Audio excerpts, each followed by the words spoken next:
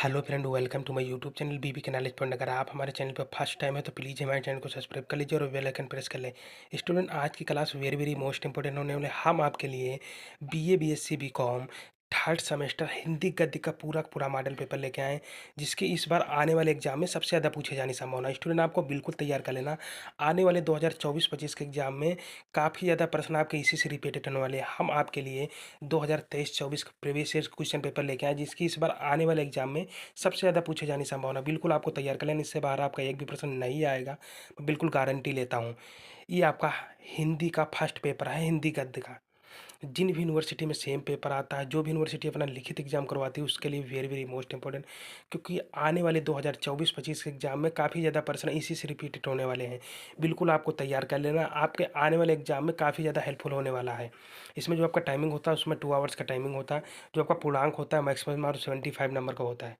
Question की ओर बढ़ चलते जल्दी से हमारा क्वेश्चन भी देख लीजिए। फिर हमारा आ जाएगा खंड आ, जिसे अति लघु उत्तरीय प्रश्न हम बोलते हैं। इसमें हमारा नोट क्या दे रखा है, निर्देश, ये भी देख लीजिए। इस खंड में केवल एक ही प्रश्न है, जिसके 5 उप प्रश्न हैं। प्रत्येक उप प्रश्न 3 अंकों का है। इस खंड में किन्हीं 3 ही प्रश्नों को आंसर देना है। यानी आपका सेक्शन ए से जो आपका केवल एक ही प्रश्न है, उसके अंतर्गत आपके 5 प्रश्न मिलेंगे, जिसके आपको आंसर देना रहेगा।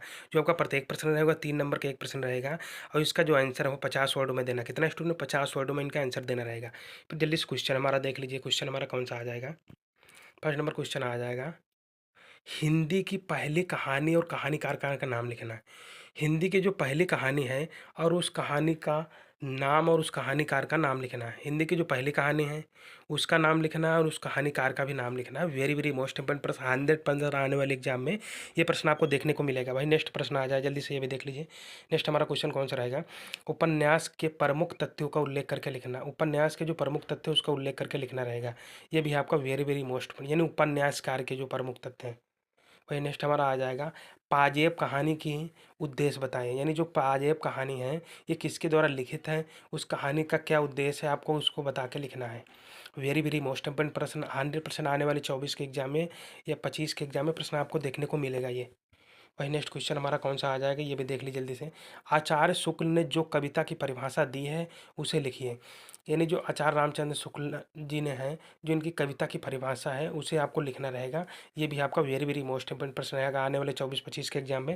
वही नेक्स्ट क्वेश्चन हमारा आ जाएगा कौन सा, ये भी देख लीजिए। संस्मरण और रेख चित्र में क्या अंतर है, स्पष्ट करके लिखना है। यानी जो संस्मरण है और रेखा चित्र में क्या अंतर है, यानी डिफरेंट क्या है, उसके अंतर को आपको लिखना रहेगा उदाहरण सहित। वेरी वेरी मोस्ट इंपोर्टेंट प्रश्न, ये भी आपका आने वाले एग्जाम में रहेगा। वही स्टूडेंट, फिर हमारा नेक्स्ट आ जाएगा सेक्शन बी, जिसे हम खंड बा भी बोल सकते हैं, लघु उत्तरीय प्रश्न। अब इसमें हमारा क्या दे रखा है ये भी देख लीजिए। निर्देश जल्दी से देख लीजिए। इस खंड में केवल एक ही प्रश्न है, जिसके 7 प्रश्न हैं। यानी इस खंड में एक प्रश्न है, उसके अंतर्गत का खा गा करके आपको दिया होगा, उसमें आप 7 प्रश्न हैं। और प्रत्येक प्रश्न जो आपका है वो 9 नंबर का एक प्रश्न रहेगा, और इसमें से आपको कितने 4 ही प्रश्नों का आंसर देना है, 4 का ही उत्तर देना है। वो कितने? लगभग 250 वर्डों में देना रहेगा स्टूडेंट। 200 यानी 225 से 250 वर्डों के बीच में उसका आंसर देना रहेगा। यानी आपका प्रत्येक प्रश्न 9 नंबर का रहेगा, आपको टोटल 4 ही प्रश्न करने हैं। फिर जल्दी से प्रश्न देख लीजिए स्टूडेंट। फर्स्ट नंबर हमारा प्रश्न आ जाए, कहानी के उद्भव और विकास पर प्रकाश डालिए। यानी कहानी का जो उद्भव है और उसके विकास पे प्रभाव डाल के आपको लिखना रहेगा। फिर नेक्स्ट हमारा आ जाएगा क्वेश्चन, ये भी देख लीजिए। कहानी कला की दृष्टि कफन कहानी की समीक्षा कीजिए। यानी जो कहानी कला की दृष्टि से कफन जो कहानी है उसकी समीक्षा करके विवेचना करके आपको लिखना रहेगा। वेरी वेरी मोस्ट इंपोर्टेंट प्रश्न, ये भी आपका आने वाले 24-25 के एग्जाम में प्रश्न देखने को मिलेगा। बिल्कुल लिख के ले लीजिए स्टूडेंट, ये आपका आएगा तो आएगा। स्टूडेंट, अगर आपने हमारा टेलीग्राम चैनल भी नहीं ज्वाइन किया है तो प्लीज़ हमारे टेलीग्राम चैनल को ज्वाइन कर लीजिए, जिसका लिंक आपको डिस्क्रिप्शन में मिल जाएगा। वहाँ से जाके आप टेलीग्राम चैनल ज्वाइन कर सकते हैं। फिर नेक्स्ट हमारा प्रश्न आ जाएगा, जल्दी से देख लीजिए। लक्ष्मी का स्वागत की समीक्षा एकांक के आधारों पर यानी जो लक्ष्मी का स्वागत है ये कहानी किन तथ्यों पर आधारित है, उसका उल्लेख करके आपको लिखना रहेगा। वेरी वेरी मोस्ट इंपोर्टेंट प्रश्न, ये भी आपका आने वाले एग्जाम में प्रश्न देखने को मिलेगा। फिर नेक्स्ट क्वेश्चन हमारा आ जाए जल्दी से, ये भी देख लीजिए। नेक्स्ट हमारा आ जाएगा, निम्न गद्यांश की सप्रसंग सहित आपको व्याख्या करके लिखना है। वेरी वेरी मोस्ट इंपोर्टेंट प्रश्न है। आवेश राजनीति का दुश्मन है। राजनीति में विवेक चाहिए, विवेक और धीरज। प्रवचनीय मुद्रा में दास साहेब ने जीवन के अनुभवों से निचुड़ा हुआ वाक्य उछाला। फिर कुछ क्षण रुककर हौसला बांधते हुए, आएगा पद पर बैठेगा तो पद की जिम्मेदारी स्वयं सब सिखा देगी। अब इसमें हमारे प्रश्न क्या दे रखे हैं ये भी देख लीजिए। ये तो हमारा सप्रसंग था, गद्यांश था, इसके सप्रसंग सहित आपको व्याख्या करना रहेगा। वो दे रखा, आप उसके बाद ये आपका दे रखा है निम्न गद्यांश की सप्रसंग व्याख्या करना। चोर से ज़्यादा फिक्र थी आबरू की, किवाड़ न रहने पर फिर पर्दा ही आबरू का रखवाला था। वह पर्दा भी तार तार होते एक रात आंधी में किसी भी हालत में लटकाने लायक न रह गया। दूसरे दिन घर की एकमात्र पुश्तैनी दरवाजे पर लटका दी गई। फिर हमारा नेक्स्ट आ जाएगा कौन सा, निम्न गद्यांश की सप्रसंग से व्याख्या करके आपको लिखना है, ये भी आप देख लीजिए। जिस प्रकार आत्मा की मुक्तावस्था ज्ञान दशा कहलाती है, उसी प्रकार हृदय की यह मुक्तावस्था रसा दशा कहलाती है। हृदय की इसी मुक्ति की साधना के लिए मनुष्य की वाणी जो शब्द विद्वान करती है उसे कविता कहते हैं। फिर नेक्स्ट हमारा आ जाएगा, फिर इसकी भी गद्यांश की सप्रसंग सहित व्याख्या करके लिखना है, ये भी देख लीजिए हमारा। सवेरे माधव ने कोठरी में जाकर देखा तो उसकी स्त्री ठंड हो गई थी, उसके मुंह पर मक्खियाँ भिनक रही थीं, पथराई हुई आंखें ऊपर टंगी हुई थी, सारी देह धूल से लथपथ थी, उसके पेट का बच्चा मर गया था।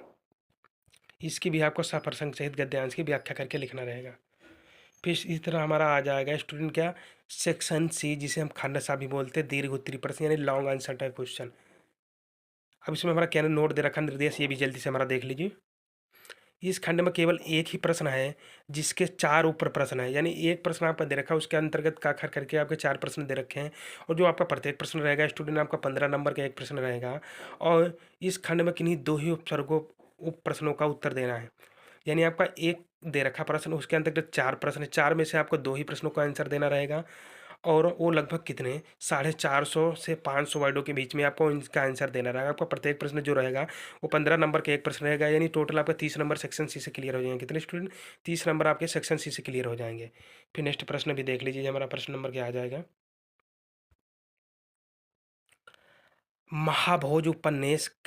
महाभोज उपन्यास के चरित्र योजना और भाषागत विशेषताओं पर प्रकाश डाल के लिखना रहेगा।